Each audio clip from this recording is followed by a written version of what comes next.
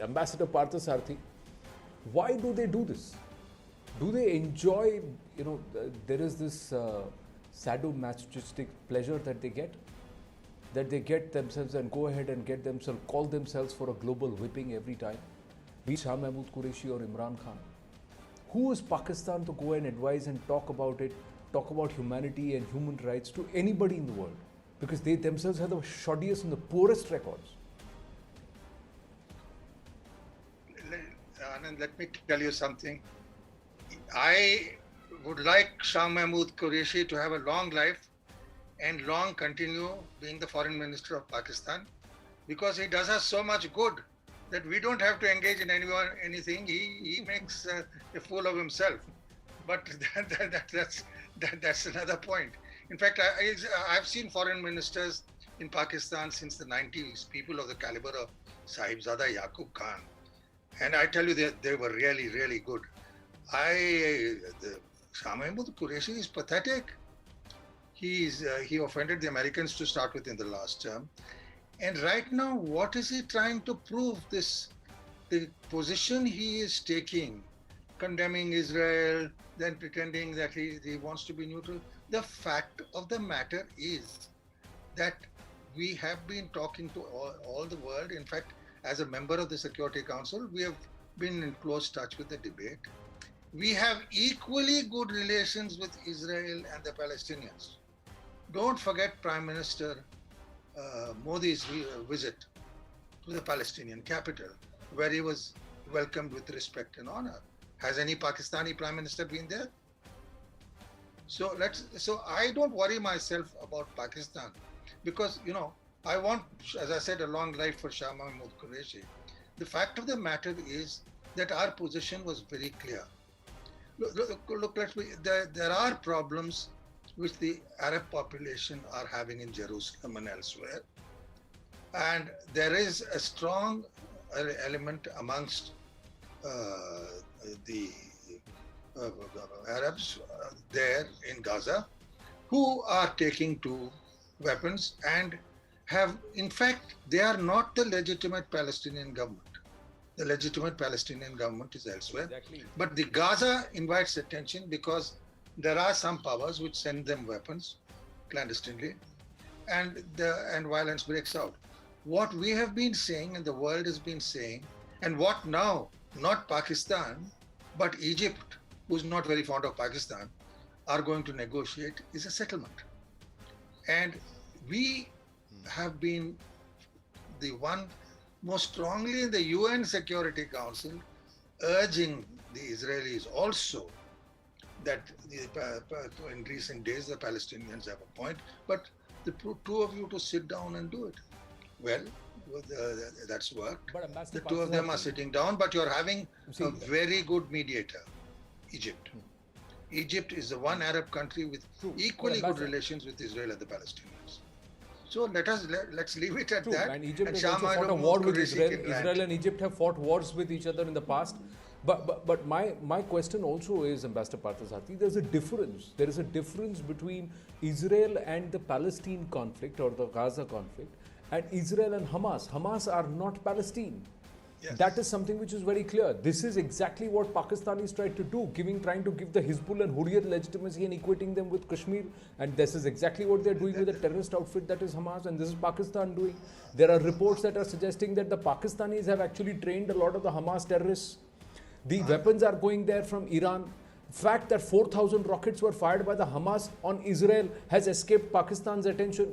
Fact that 20% of these rockets have landed in Gaza itself and killed Palestinians has also escaped the Pakistanis. The other aspect is that 18% of the Israel population is Muslim. And they are also standing there in solidarity with Israel, because it's Israel as a nation which is being rained with rockets. These rockets don't pick and choose. They've killed an Indian too. As I said, the fact of the matter is that the international community, including the Americans, and we backed it, because recently there have been problems in Jerusalem. Now, Jerusalem is the most sensitive place because it is the meeting place of all three Semitic religions. And therefore, we have been also told the Israelis, go easy. But we have not equated them with Hamas. because they are not. Hamas is not a government which can negotiate. Correct. There is a Palestinian foreign minister sitting elsewhere. So you are right that this business of equating the Hamas with Israel is nonsensical. But the fact of the matter is that the world was moving towards wanting to end this. And it's a thing on which the Americans and the Russians even got together. And Egypt is the interlocutor. So that is to be sorted out. And what Pakistan is doing is rabble-rousing, inviting violence, legitimizing violence. And here is India telling them, since we have relations with both, please sit down and sort this out. And as far as we are concerned, Hamas is not the legitimate government of the Palestinians. That is, in fact, they're not Palestine. Hamas is not Palestine. Hamas is not legitimate. Hamas is, in fact, has got no legitimacy. Yeah. And they are inhuman because they are using schools, they are using civilian establishments to make their armed bunkers. This is exactly the modus operandi which the Jaish and the Lashkar are doing. This is exactly what they are operating. They are cowards. They are making human shields, whereas Israel is trying, as a nation, is making shields to save humans. So there is the difference which has got to be very, very clearly understood. And the human rights violations are happening by the Hamas. They are the ones violating human rights because they are putting humans in front of bullets and hiding behind these humans. That innocent people. That is what they are doing. Amjad Ayub Mirza. And the sorriest part is that you have elected members in the Pak National General Assembly standing there, women and clerics alike, standing there and talking about bombing India and bombing Israel and calling for jihad. What has Pakistan come down to?